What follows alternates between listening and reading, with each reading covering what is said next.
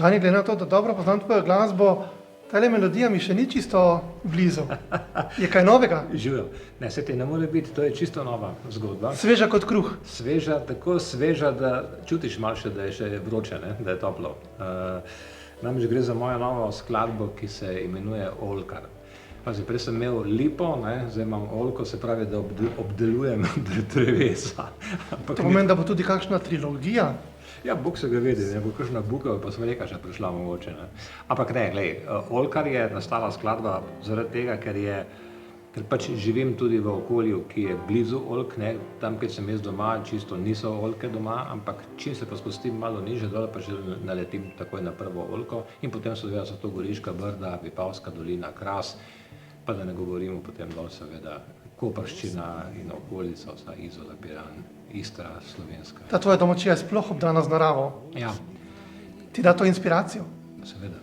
Predvsem, ko je bila tista lipa od none, ne, to je velika, več kot 200 let stara lipa. In saj sam veš, ne, če živiš v naravi je nekaj posebnega, ne, če živiš pa še v takem okolju, kot živim jaz, na stari kraški domačiji, ne, potem to še nekaj, mogoče še en dodatek zraven, da za nek nov navdih, vedno se kaj dogaja. Če ne drugega zjutraj me zbudi zdajle že en mesec, pa mesec in pol kukovca vsako jutro, ne. Pa seveda ptičje petje, kosi in tako naprej, skratka, vedno se nekaj dogaja. In kako je Džani živel zadnje leto, ko glasbeniki praktično niste imeli koncertov, nastopov? Moram ti povedati, da kar produktivno, ne? Da sem ustvarjal in da sem skozi delal in se niti nisem pustil zmotiti s to korono. Res pa je, da seveda ni živih nastopov, nismo na odrih. Zdajle upam, da se bodo stvari počasi sprostile in da bomo končno stopili na odre.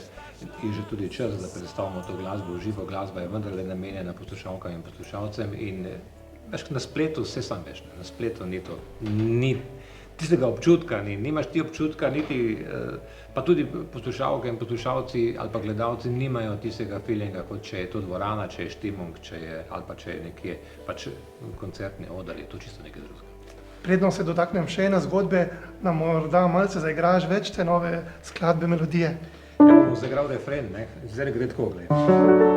Oljkar stari, daj povej, kam odtekla je mladost, knjigo sončnih let poglej, še se slila je v modrost. Oljkar stari, daj priznaj, da boš v srcu večno mlad. Saj v očeh je še sijaj, ko držiš ta žlahtni sad.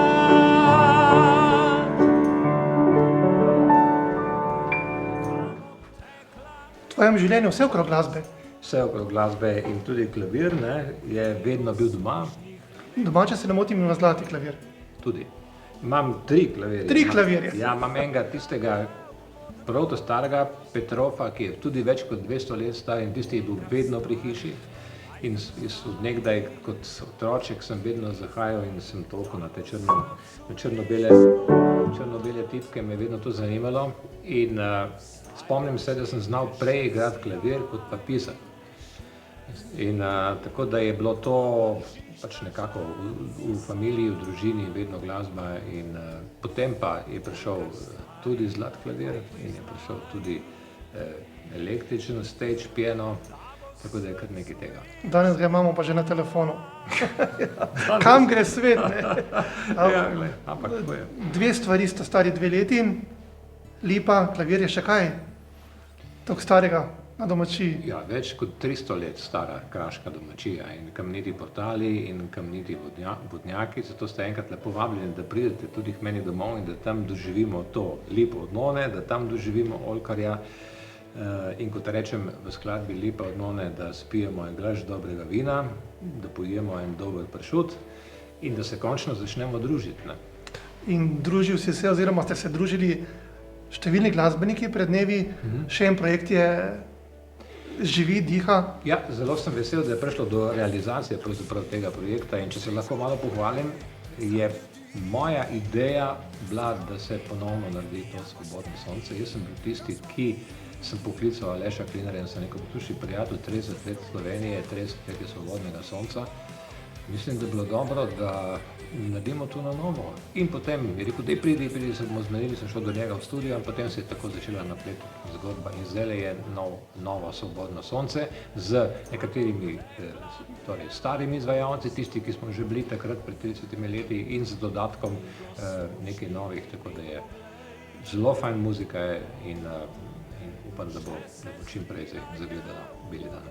Kako recimo s temi melodijami, danes še vedno radi prepevamo te starejše melodije, te najnovejše pa kar ne pridejo do izraza. Kje meniš, da je problem? Dve zadevi sta tukaj. Kot prvo mislim, da se dela glasba, ampak to ne vem zakaj, ne? Najbrž zaradi mogoče naravnanosti radijskih in televizijskih postaj, ne? Se pravi, da se predvajajo neke tako imenovane radio-friendly pesmi, ne, ki se vrtijo nekje v ozadju in v bistvu te ne zmotijo, ne, nimajo nekega značilnega refrena, ker pesem mora imeti refren, da ostane ljudem v ušesih, ne, in če nima refrena, potem ne ostane v ušesih in se nimajo ljudje kaj popevka, ne, se nimajo kaj popevati, ne, se pravi, nimajo melodije, vedeti moramo, da ljudje smo 90% zelo preprosti ljudje, ne? In je naše uho je zelo preprosto in enostavno in če ni neke znane ali pa če ni neke melodije, ki bi jo zagrabili, potem si jo ne moremo zapeti, ne? Zdaj za glasbene sladokusce in glasbene strokovnjake nekaj drugega, ampak glasbo poslušajo preprosti ljudje in teh je 90 ali pa mogoče celo 95%. Torej, če prav razumem, čim več preproste glasbe. Čim več refrenov, kajti Slovenija je ostala brez hitov. Kot si sam rekel, mi poslušamo hite iz, mogoče 90-ih je še bilo nekaj, predvsem pa 80-ih, 70-ih let, še posebej tista 80-ta leta se mi zdi, da je dala Sloveniji največ slovenskih hitov, ki jih pojemo še danes, ki jih danes tudi mladi pojejo. Še vedno pojemo Dan ljubezni, še vedno pojemo Marine, piši pesmi več, še vedno pojemo, skratka. In tudi tvoje je. In tudi moja Špela in sem zadnjič prav presenečen, pred korono, ko sem nastopil na eni osnovni šoli in Mularija je pela, Adijo Špela, sem rekel, kje pa to, ste pobrali, ja, to doma, YouTube, puno, tretje in tako naprej. In mama je povedala in stara mama je povedala in je prišlo iz generacije v generacijo, ampak zaradi tega, ker so to bili refreni, ki so jih ljudje lahko peli in so ostali v ušesih. Če že govoriva o glasbi, pa tako tudi končava, kar z glasbo. Ti prepuščam ali hit ali novejša, karkoli, tako ne bo. Dajmo še malo, gremo še malo lepo od none, je tako? Po želji. No pa pojmo.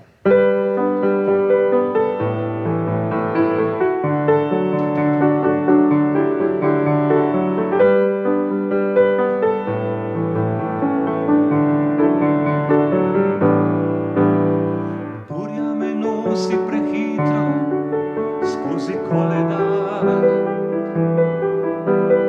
Ni več bonace, korake je zajel vihar. Leta letijo, nastaja album čudnih slik. Mir se je skril, pogrešam pa njegov dotik. Ako pod staro lipo od none, kraški teran ustavi čas. Vzamem kitaro, znane kancone, klapa zapoje na ves glas. Ko na mogočno lipo od none, luna naslika bremelit. Veter odločno, znane kancone, nosi čez krošnjo širni snit.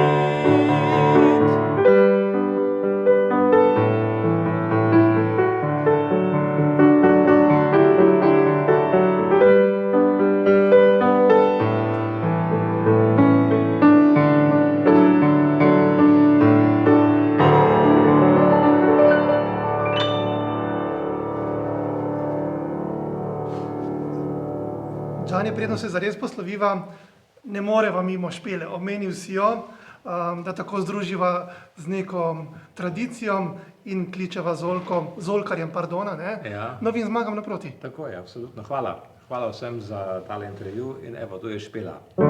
Je naluštna, punčka žvela, je Špela, je bilo ime, je letala, rada imela, stevardesa postala je, se na letalu je zaljubila v pilota, DC-9 je na mene pozabila, moje pesmi je moj svet.